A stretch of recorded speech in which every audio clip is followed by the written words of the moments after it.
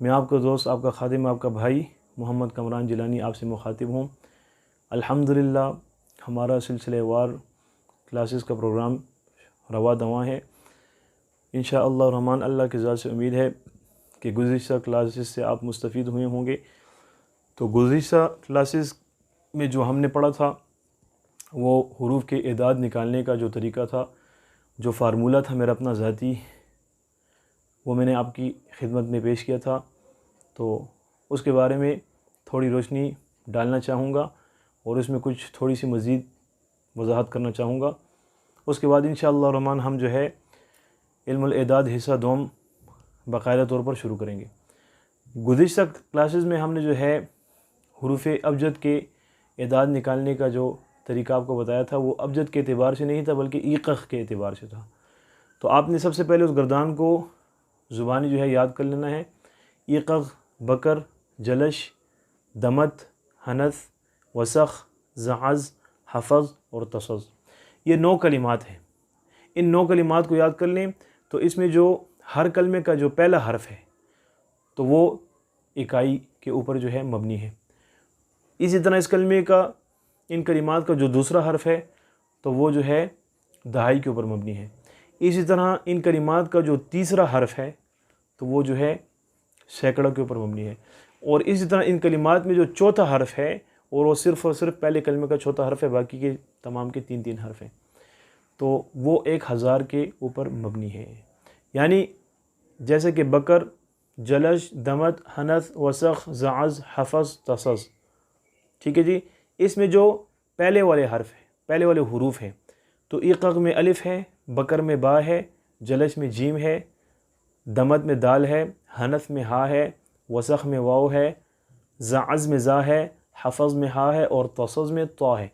तो ये तमाम के तमाम जो है इकाई के ऊपर जो है मबनी है और इकाई का ताल्लुक़ 1 से लेकर 9 तक है। तो नंबर शुमार के एतबार से जो पहले नंबर का कलीमा है तो उनका जो पहला हर्फ है तो उनसे इकाई ही मुराद लेंगे।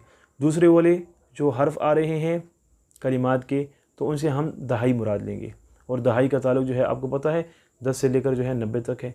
इसी तरह इन कलिमात में जो तीसरे हुरूफ आ रहे हैं, ठीक है जी, हर कलमे को जो तीसरा हर्फ है तो वो उसके एदाद जो है हम सैकड़ा निकालेंगे।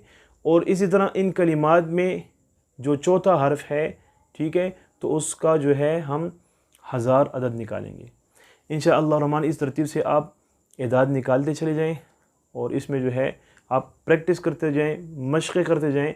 एक दिन ऐसा आएगा कि आपको किसी किस्म की मोहताजगी की कोई ज़रूरत नहीं होगी, आप हर किस्म के एदाद जो है निकालने की सलाहियत रखेंगे। इल्मुल एदाद एक ऐसा इल्म है जो कि इल्म अमलियात में रीढ़ की हड्डी के मानंद है, क्योंकि अगर आपने इस्तिखारा करना हो तब भी आप जो है एदाद के मोहताज रहेंगे।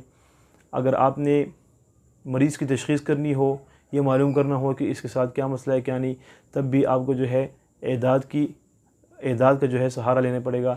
अगर आपने जो है कोई इस्तिखारा करना हो या आपने किसी का मिजाज मालूम करना हो या आपने नुकूश बनाने हो या आपने तावीज़ात बनानी हो, अलगर्ज़ इल्म अमलियात के जितने भी फ़नून हैं उनका ताल्लुक़ कुछ न कुछ जो है इल्मुल एदाद के साथ ज़रूर मौजूद है। तो लिहाजा मेरी आपसे यही गुजारिश होगी कि मेरी तमाम क्लासेस को जो है बग़ौर सुनें और इससे मुस्तफ़ीद होने की कोशिश करें। हमारी यही कोशिश है कि आप मखलूक़ खुदा की ठीक तरीके से खिदमत कर सकें इंशाअल्लाह रहमान। इसी तरह आज की जो हमारी नशिस्त है वो इल्मुल एदाद हिस्सा दोम के ऊपर है। तो हम जो है इल्मुल एदाद हिस्सा दोम के ऊपर बात करेंगे और इसी इल्मुल एदाद के फ़न को और इल्मुल एदाद के इल्म को मज़ीद बढ़ाने की कोशिश करेंगे। तो हमेशा के लिए ये बात याद रखें मेरे भाइयों के हुरूफ के जो एदाद हम निकालते हैं ना, तो ऐसा नहीं है कि जो हर्फ लिखा हुआ है आपने उसके एदाद निकालने हैं, बल्कि इसके लिए कोई ना कोई क़वाइद मुकर्रर हैं जो कि इल्म जफ़र के माहिरीन हैं, उन्होंने वज़ा किए हैं, ठीक है। तो आपने सिर्फ़ और सिर्फ 5 कवानीन को जो है 5 क़वाइद को ज़ुबानी याद कर लेना है। आपको कभी भी किसी इबारत के एदाद निकालते हुए कोई परेशानी, कोई तकलीफ़ नहीं होगी। तो उसमें जो उन क़वाइद में जो सबसे पहला कायदा कुलिया है वो ये है कि जो हुरूफ लिखने में आए और पढ़ने में ना आए, यानी जिस हर्फ के आप एदाद निकालेंगे, ठीक है, तो ऐसा नहीं है कि वो पढ़ने में तो आ रहे हैं लेकिन लिखने में नहीं आ रहे। अगर वो पढ़ने में आ रहे हैं लिखने में नहीं आ रहे तो आपने उसके एदाद नहीं निकालनी। हाँ, अगर लिखने में आ रहे हैं अगरचे पढ़ने में नहीं आ रहे तो उसके एदाद आप निकालेंगे। ठीक है जी। मिसाल में देखें, अर्रहमान लिखा हुआ है तो ये असल में अल रहमान है। अगर आपको जो है स्क्रीन पर जो है नज़र आ रहा हो बोर्ड, तो देखें अलिफ के बाद लाम है, तो यहाँ पर जो है लाम तो लिखा हुआ है लेकिन पढ़ने में नहीं आ रहा, ज़ुबान पर उसका तलफ़्फ़ुज़ नहीं हो रहा। हम ऐसे नहीं पढ़ते अल रहमान, बल्कि हम पढ़ते हैं अर रहमान। तो यहाँ पर जो है चूँकि हुरूफ का एतबार है और हुरूफ जो है ये लिखने में नज़र आ रहे हैं, तो हमने लाम के एदाद यानी 30 को जो है अर रहमान के एदाद में ऐड करना है और निकालना है। ठीक है जी। ये कायदा नंबर 1 था। इसी के मुवाफिक जो है कायदा नंबर 2 है। कायदा नंबर 2 क्या है? जैसे कि मैंने पहले अर्ज़ किया कि जो हुरूफ पढ़ने में तो आते हैं लेकिन लिखने में नहीं आते, उसके एदाद हम नहीं निकालेंगे। ठीक है जी। जैसे कि अर्रहमान की रा मुशद्दद है और जो हर्फ मुशद्दद हो वो 2 मरतबा पढ़ा जाता है, पहली मरतबा साकिन और दूसरी मरतबा मुतहर्रिक। लेकिन ऐसा नहीं है कि ये लिखने में भी 2 मरतबा लिखा जाए। ठीक है जी।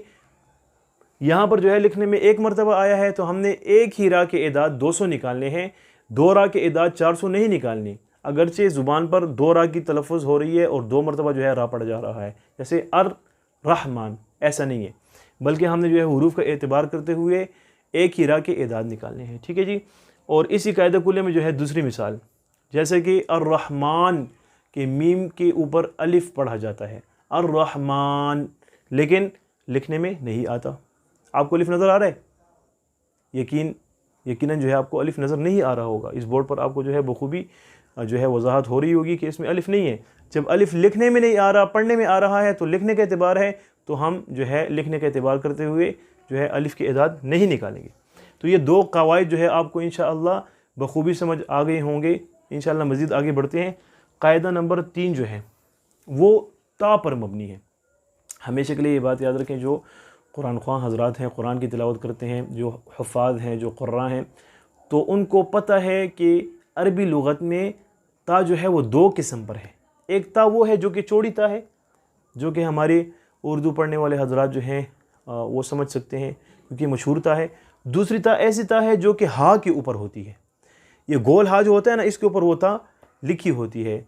तो हम क्या करेंगे? हम अगर किसी आयत के एदाद निकालेंगे तो हम क्या करेंगे? ता के एदाद निकालेंगे या हा के निकालेंगे? तो यहाँ पर एक कन्फ्यूजन जहन में रहती है। तो इंशाअल्लाह रहमान आप इस कायदे को समझ जाएँ तो आपकी तमाम की तमाम कन्फ्यूजन और तमाम के तमाम इश्कारात ख़त्म हो जाएंगे। तो यहाँ पर ये याद रखें कि इस ता में जो है उलमाए ज़फ़र जो कि इस इल्म के माहिरीन हैं, जिन्होंने ये इल्म वज़ा किया है, उनकी 2 राय हैं। 2 राय क्या हैं? पहले की तो राय ये है, वो कहते हैं इस ता के एदाद भी जो है आम वाली ता के मुताबिक जो है निकालेंगे। ठीक है जी। यानी ये ता जो है इसके एदाद जो है हम इस ता के बराबर लेकर जो है इसी ता के एदाद इस ता के लिए निकालेंगे। ठीक है जी। लेकिन जो पसंदीदा कौल है वो ये है कि अगर ये वाली ता एक कलमा है, एक जुमला है, जुमले के दरमियान आ रही हो, तो हम फिर इसी चौड़ी वाली ता के एदाद निकालेंगे, हा के एदाद नहीं निकालेंगे।